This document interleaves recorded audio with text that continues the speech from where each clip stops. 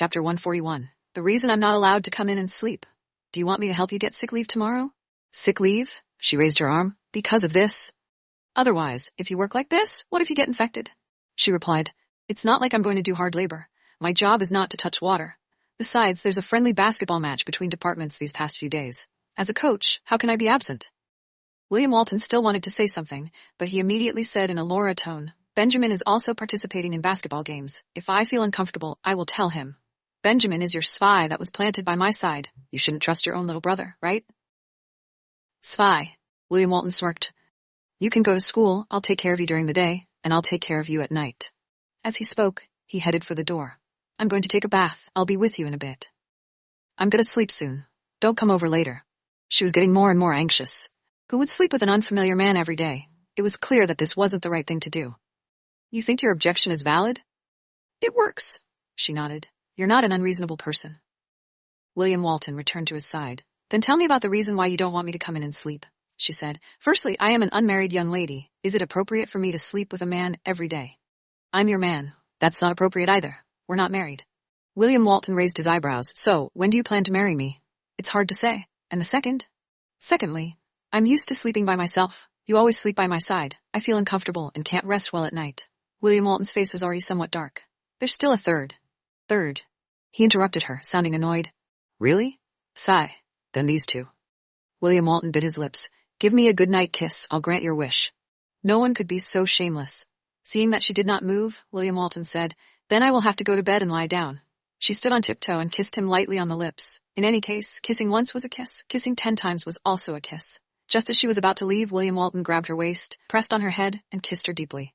She tightly shut her eyes, feeling nervous. His kissing skill had actually managed to hook her into a trap. William Walton released her, smiled, and rubbed her head, then turned and walked to the door. Good night. She took a deep breath and said with a slightly trembling voice, Good night.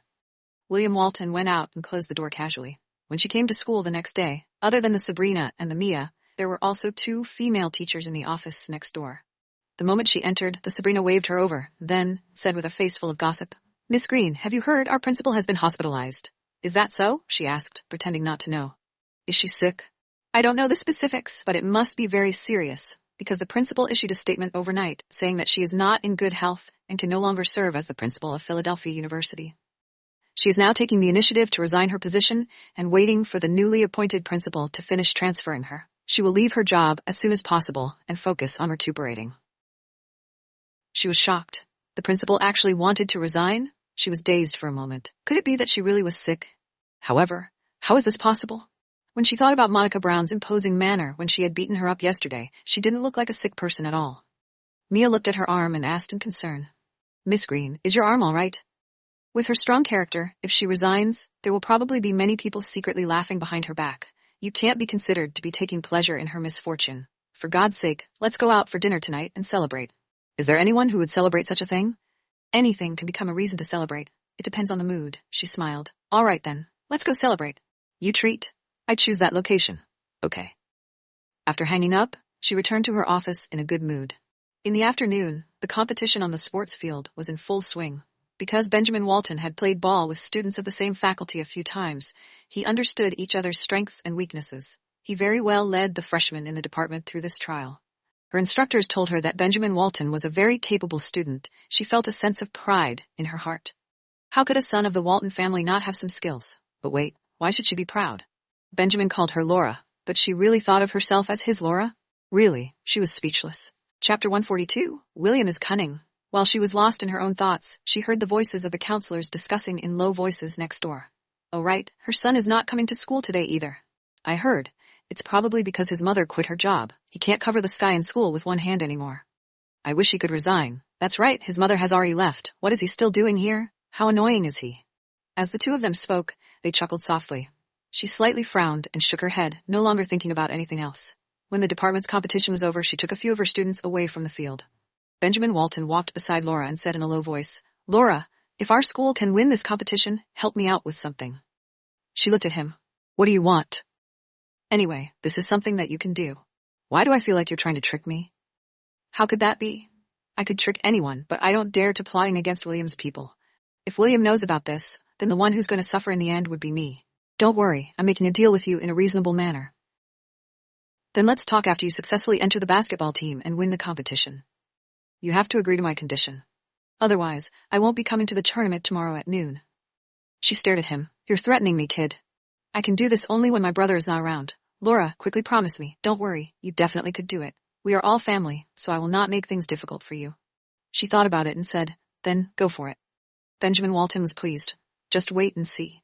After he finished speaking, he quickly caught up to his classmates and left. After work in the afternoon, as she walked towards the school gate, she dialed William Walton's number. What do you want to eat tonight? Anything you treat me? Aren't you very picky? If it's too expensive, I can't afford it. It's not like you can look down on roadside stalls. As long as it's not a roadside stall and has a private room, it's okay. Why do you need a room? Recently, my reputation has been pretty good. If you're not afraid of being filmed, then I will be fine. After thinking about it, she smiled mischievously. I won't eat in the private room. I'll send you the address later. Come look for me. She hung up the phone and went to the door to get Mike in the car. Mike, let's not go home. We need to go to a restaurant on the backside of the sea. I know the way. I'll show you. All right, Miss Green. William Walton followed the address that Laura gave and arrived at the entrance of a dark restaurant. He smiled and walked in. The waiter enthusiastically welcomed them. Sir, do you have an appointment? Miss Green's reservation. Number 3, she has arrived. Okay, please put your hand on my shoulder, mister. I will bring you in. The waiter said as he put on the night vision goggles and led William Walton through the 2 doors. Her Laura eyes had already adapted to the darkness. She raised her head and looked at William Walton with a cute smile on her face, but unfortunately, William Walton could not see it. I've already ordered. William Walton sat down. Okay. When the waiter left, William Walton walked forward and said, You sure know how to pick a place. I can't even see your face. What kind of meal are you treating me to? Isn't it because I don't want to eat in the private room and don't want you to be photographed? You don't understand my painstaking efforts. William Walton frowned. He stood up and touched the table's edge, and then turned and walked over to Laura's side. She jumped in fright and softly said, Why are you here? Let me remind you, there are some things that are easier to do in the dark. He put his arm around her shoulders and leaned over to kiss her on the cheek. You picked a good place. I'm happy.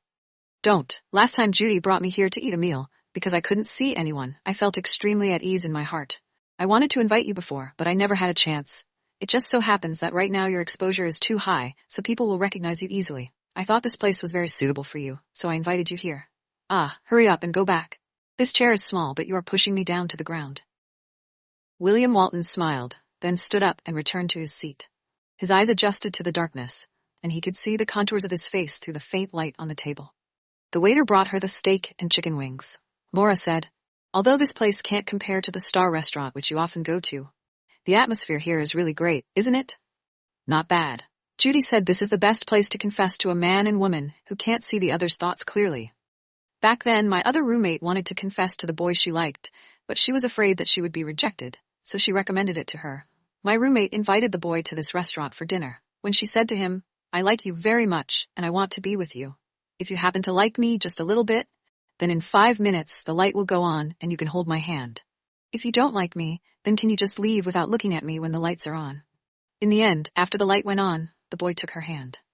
She said that she had never thought that she would be able to be this boy's girlfriend in this life, because the darkness in the restaurant gave her the courage to confess. If she had not come here, she might have regretted not having confessed in her entire life. William Walton looked around.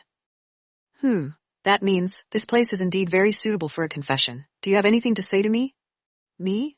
Laura was puzzled for a moment. After all she had said, he could not have mistaken that she had invited him here because she wanted to confess. I invited you to dinner. It seems that you don't plan to confess to me. That's just perfect. I'll confess to you. He smiled charmingly. Although you have heard these words many times, I still have to say it a few more times. I want to marry you and let you become my legitimate Mrs. Walton. Are you willing? Just as he finished speaking, the lights in the restaurant suddenly lit up. After being pierced by the light beam for a moment, William Walton frowned and looked towards her. At this moment, Laura also looked at him with wide eyes. He smirked. How about it? Do you want to hold my hand or leave? She looked at him with her conflicted gaze. These were things that she had never seen before. William Walton raised his eyebrows and moved forward. Laura, do you dare to admit it? Do you like me a little now? The lights went out, and she closed her eyes and exhaled gently. William Walton laughed. You didn't leave. It seems that you intend to accept me. I just haven't finished my meal. William Walton, don't be bored. Hurry up and eat. William Walton moved the steak he had just sliced and naturally placed it in front of her, bringing her steak to his side. Laura, our bed is too long. I believe that I can take you down in less than half a year. Do you believe me? Chapter 143. Do you love me? It was a good thing that she was in a dark restaurant. Because of the darkness, she didn't have to face his words in embarrassment. Seeing that Laura did not say anything, William Walton raised his eyebrow. You are always avoiding questions, but there are some things you can't solve them by escaping. Don't you understand the logic? Then, let me ask you a question. Ask away. Do you love me? William Walton laughed. I love you more and more. Then, to you, who is more important between Carol Wright and me? Her question silenced him. You want to compare with her? Is this hard to choose? William Walton said in a low voice after a long while. Of course, it's because you're important to me. William Walton, the reason why you hesitated earlier was because you weren't sure who was more important between us. After weighing the pros and cons, you felt that Carol Wright had Jack, which was why you said, I'm more important, right? Laura, everyone has a past. It is wrong for one to grasp the past of others while facing the future. That's right, I have one too. Moreover, my past isn't that beautiful. Therefore, I won't give up on my feelings of gratitude and suppression to a man who hesitates when making a choice between me and another woman. What I want is not because of attraction, even a little bit of love. Even in the future will be more love. I don't want to be uncertain. I don't feel safe with men. In other words, I don't trust them. Because I don't believe them enough. When I saw Avery Harris betraying me, I felt pain and sadness.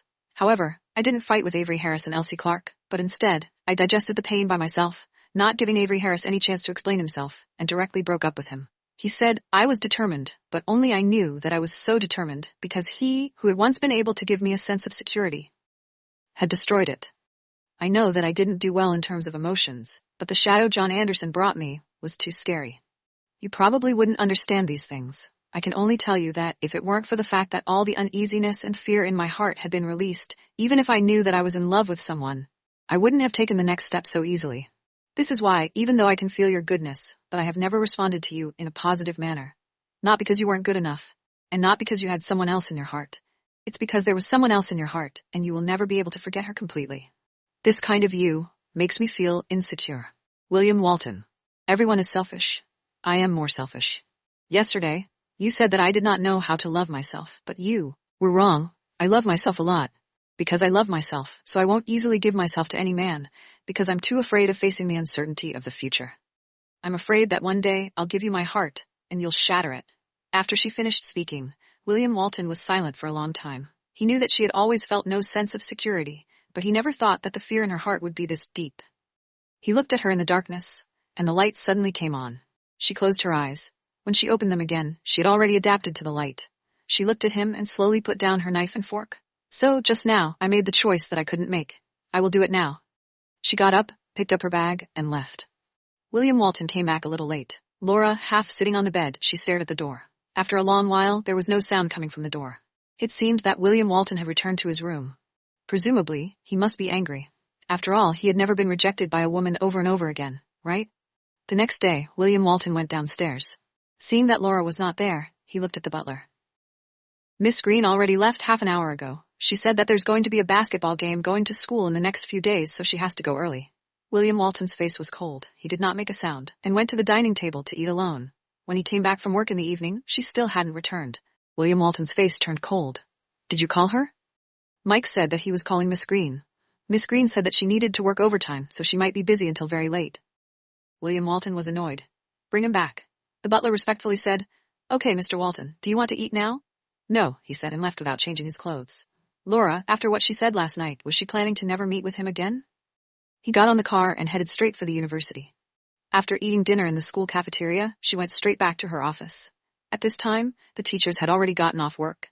She planned to stay in the office for one night and go back to Big City home tomorrow.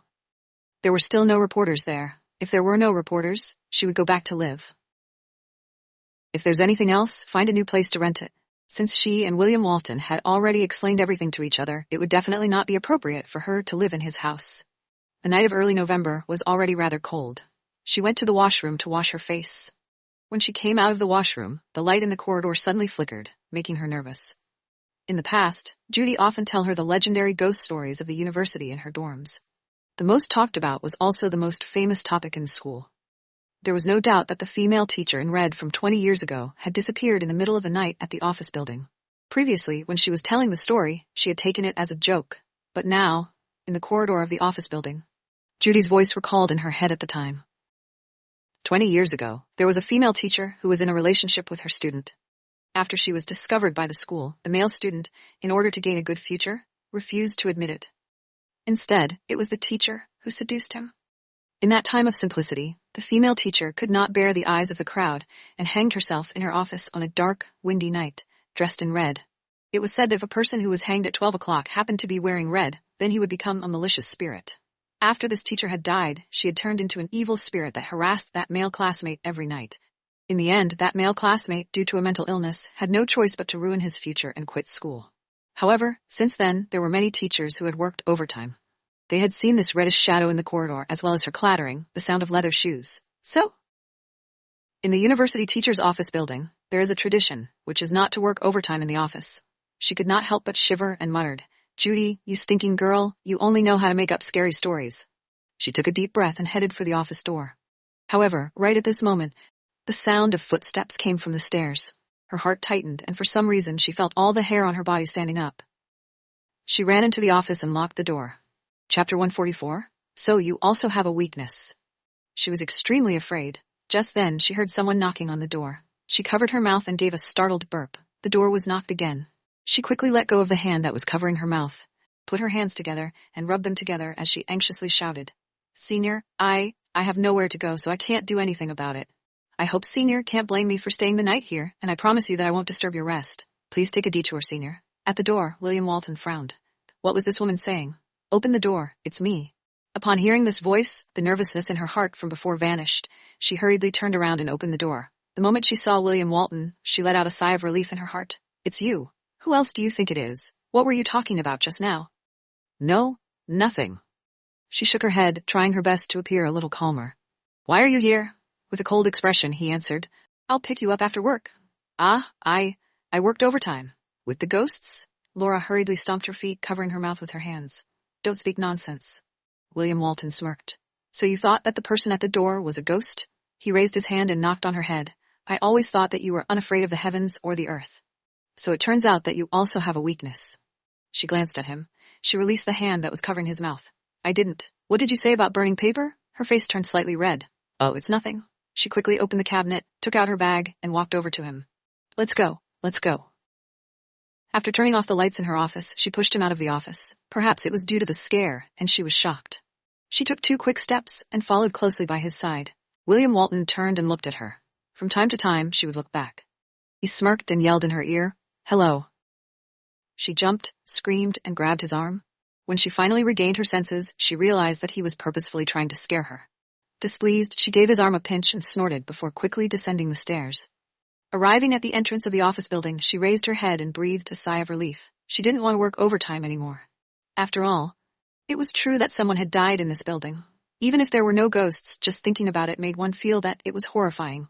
William Walton came to her side and calmly looked at her. "If I don't come, don't you plan on not returning tonight?" Laura Love did not make a sound. William Walton smirked. "I heard from you just now that you had decided to stay the night because you had no other choice." She looked at him. "Since you heard it, what else do you want to ask?" There was an evil smile at the corner of his mouth. "Then what's the reason for your decision to return with me now? Afraid of ghosts? Or do you not want me to worry?" If he didn't mock her, would he be able to die? Not far away, someone was walking towards them. Afraid of being seen by others, she hurriedly descended the stairs and walked towards the car. "You're not going?" William Walton followed and opened the door to the car. He started the car, but didn't drive away. "Are you trying to avoid me tonight?" She pouted. "I really do have a job. That's why I have to work overtime. In the entire building, only you are working overtime. Is it because you alone can do it, or because you can't handle things in time, so you have to work overtime?" He said, raising his eyebrows. "In my opinion, none of them. So there was only one result. You were trying to avoid me." "If I don't come tonight, what are you going to do?" She continued, "I don't plan on doing anything in the future. I just feel that since we've made our plans clear, we should keep our distance. Our relationship can only stop at the level of a friend and not one step further." "So, you're going to sleep in the office? Even if you're afraid, you still want to stay in school?" "I had originally thought of going back to the big city home to take a look tomorrow. If there are still puppies over there, I would find another place to rent and move out from your house," Laura said, seriously looking at him. "After all, I can't stay at your house forever. Do you think I'll let you go after what you said last night? At least, you understand what I'm thinking. I think you won't force others to do anything." William Walton turned his head and smiled calmly. "Laura, meeting you, I can be considered to have picked up a piece of hard bone. But since I've got this bone in my hand, I won't throw it away. If you feel that I've given you a huge pressure, I can hold it back a bit, but don't run. As you can run, I will pounce even more fiercely. She looked at him. So that night, her words were for nothing? Do you really think there's hope between you and me? You should believe yourself. Don't say no before you try. William Walton started the car and left the place. Since you're afraid of ghosts, then don't work overtime by yourself in the middle of the night. If you want to hide from me one night, then tell me. I can give you private space. She pursed her lips but didn't say anything. William Walton continued. Most schools are built on tombs. Why are there only hospitals and schools with many of these terrifying elements? Don't you have any idea? She swallowed her saliva. She turned and rolled her eyes at him. Can you stop talking? William Walton smirked. I only know that if you were to stroll around the school by yourself at night and see a white-clothed student wandering around with disheveled hair, it would be best for you to not go up and strike up a conversation to avoid provoking anything unclean. She felt a chill run down her spine. Not far away on the lawn, there was a girl with disheveled hair walking leisurely in white clothes. She instinctively raised her hand and shook his arm. Ah, William Walton, don't scare me, all right? William Walton laughed heartily. This was the first time in his life that he had been beaten by a woman. She frowned. You're still laughing? I find it funny that I know your weakness. Laura, you better be careful in the future. What kind of weakness is that?